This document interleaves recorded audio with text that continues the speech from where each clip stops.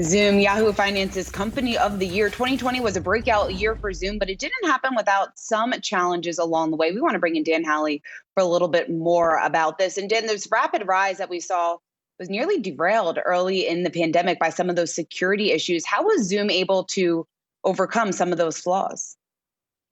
Yeah, there are big implications as far as Zoom's security issues go in the beginning of the pandemic, especially around the March-April timeframe, as so many people started piling into the service. And we did talk to a few executives on this. Here's what they had to say as far as what they did and then how they were able to handle it.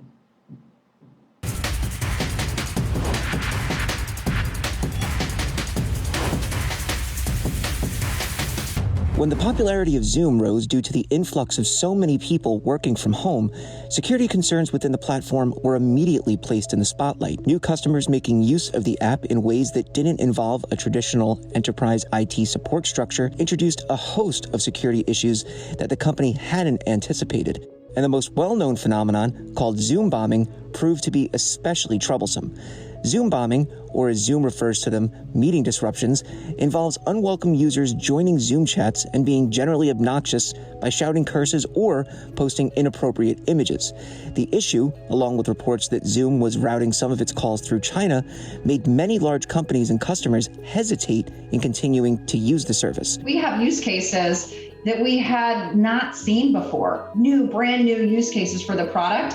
And those might require different setups, right? Things that maybe were a optional feature, we make default now. In April, New York City schools, the largest public system in the country, pulled Zoom support for its 1.1 million students. More worrying was the fact that while Zoom advertised the use of end-to-end encryption in its video services, it in fact was not using the protocol.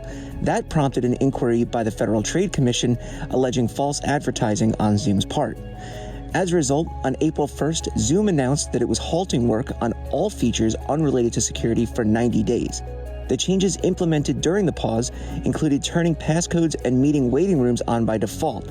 They were previously turned off, and a new security interface panel that made the service more secure for the average user. Users are also now able to select where their calls are routed. We worked with lots of third-party experts, and in fact, we created a CISO council with about 35 CISOs of leading companies across the industry, across all industry, if you will, to focus on how we can improve our products and our policies around security. And finally, we've done some tremendous hiring, if I do say so myself.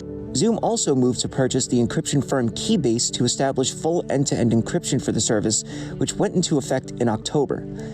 Despite the blowback, Zoom's stock price, which topped out at $151.70 in late March, just as the controversy was taking off, recovered by late April, and has since earned its spot as Yahoo Finance's Company of the Year for 2020.